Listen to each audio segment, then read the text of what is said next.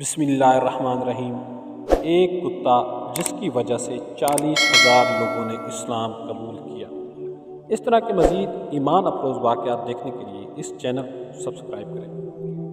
ابن حجر کے مطابق جب منگولوں نے پوری مسلم دنیا پر قبضہ کر لیا اور دن بڑے دردناک دن تھے، بغداد میں خون بہہ رہا تھا اور غرناطہ لٹ رہا تھا، جب جامعہ نظامیہ کی لائبریری دجلہ کی موجوں کی زد میں تھی، جب تہ خانوں میں پانی چھوڑ دیا گیا اور مسلمانوں نے 1.25 لاکھ لاشیں وہاں بھی اٹھائیں، وہ دن بڑے دردناک دن تھے۔ ایک منگول سردار عیسائی ہو گیا اور اس نے بہت بڑا اجتماع کیا۔ ابن حجر لکھتے ہیں کہ اس بدبخت عیسائی بادشاہ نے دریدہ دہنی کرتے ہوئے حضور اکرم صلی اللہ علیہ وآلہ وسلم کی شان میں گستاخی کی، تو اس بڑے اجتماع کے اندر ایک بھی مسلمان نہیں تھا۔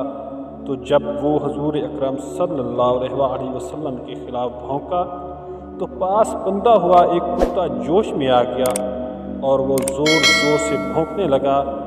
سب نے اسے کہا کہ تو مسلمانوں کے نبی کے خلاف بولا ہے، اس لیے یہ کتا زور زور سے بھونک رہا ہے۔ تو اس نے کہا کہ نہیں، یہ ویسے ہی بڑا غیرت مند ہے۔ میں نے ہاتھ سے اشارہ کیا تو یہ سمجھا کہ مجھے مارنے لگا ہے، اس وجہ سے غیرت میں آیا۔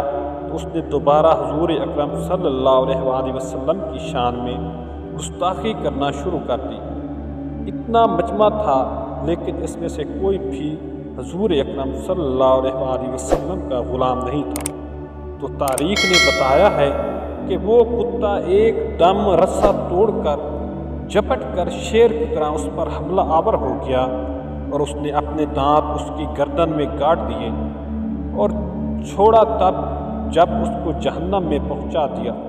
ابن حجر لکھتے ہیں کہ اس واقعہ کو دیکھ کر 40,000 لوگوں نے اسلام قبول کر لیا۔ اگر ویڈیو اچھی لگی ہو تو اس چینل کو ضرور سبسکرائب کریں اور اپنے کمنٹس بھی دیں۔ شکریہ۔